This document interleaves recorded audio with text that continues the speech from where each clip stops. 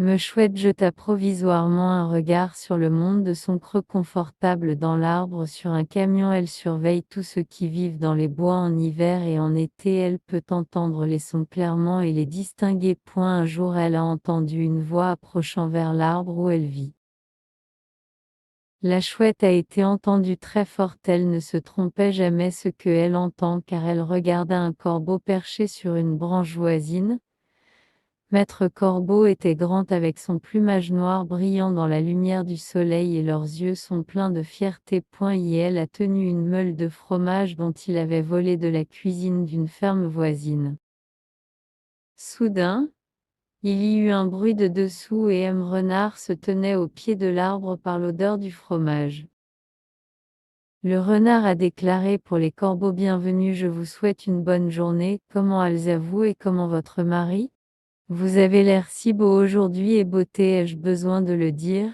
Et Dieu ne plaise que je mens. Très belle et chanson dessine la beauté de vos plumes et personne digne des oiseaux entre la forêt et j'ai le grand honneur de parler avec vous et écouter une grande chanson que vous madame. Le corbeau se sentait de joie et de fierté en raison de ces mots. En fait il n'a pas une belle voix. Il leva la tête haute et ouvrit son bec dans la préparation de chanter pour M. Renard. Voilà la roue de fromage est tombée de son bec à terre. Mon cher corbeau, continua le charmant renard, qu'il soit connu de vous que tout flatteur vit aux dépens de son auditeur.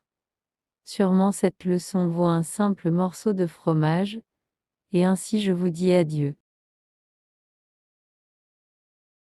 Et avec ces mots, M. Renard a pris la roue de fromage et a disparu dans la forêt laissant Maître Corbeau pour maudire à sa propre folie. Le corbeau se promet de ne pas se vanter pour qu'il ne serait jamais fait un fou de nouveau. Dans cette fois maîtresse Chouette ne put que déplorer l'incapacité du corbeau à reconnaître ses ennemis. Aussi doux et n'importe quel compliment peut être, il ne sera pas nécessairement vrai ou sincère. Ce fut alors que maîtresse Chouette a remarqué une autre scène qui se déroulait sur le sol de la forêt. Ci-dessous elle pouvait voir la sauterelle plaidant avec la fourmi pour la nourriture. Il semblait que la sauterelle avait passé son temps avec le chant caracolant autour en été, donc elle n'avait pas de nourriture pendant l'hiver.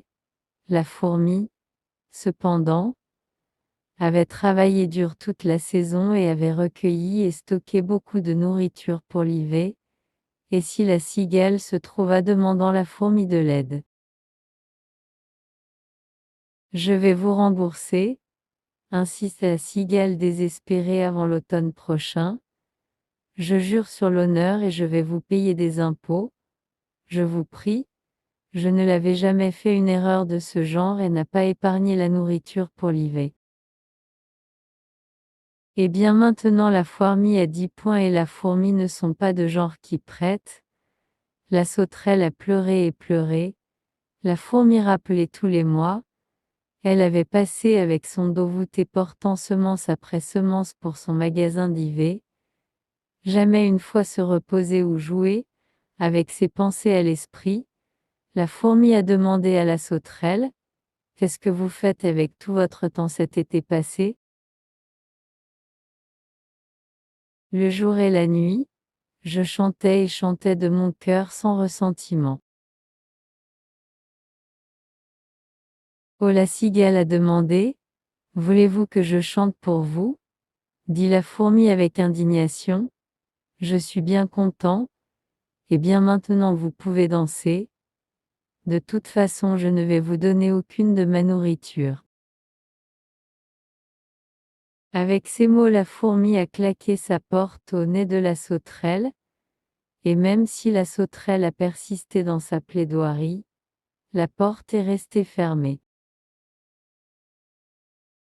La fourmi savait que la sauterelle paresseuse serait allée visiter une autre connaissance prochaine, et il serait très probablement lui fournir la nourriture. Néanmoins, la fourmi industrieuse espère que la sauterelle saurait maintenant réfléchir davantage à l'avenir et de recueillir sa propre nourriture au lieu de compter sur la bonté des autres. La fourmi estimait qu'il n'y avait pas d'amour à donner à ceux qui n'a même pas tenté de fournir pour eux-mêmes. Du haut de son arbre, Maîtresse Chouette certainement espère que la dure leçon de la fourmi avait atteint son but. Il lui semblait que, trop souvent, les créatures de la forêt ne sont pas à apprendre de leurs erreurs, mais sont allées autour et autour dans les cercles de répéter encore et encore les mêmes motifs. Après toutes ces aventures, la chouette devait de revenir au creux. Nous pouvons savoir de la difficulté que nous apprenons les leçons de la vie et de la difficulté de la cruauté.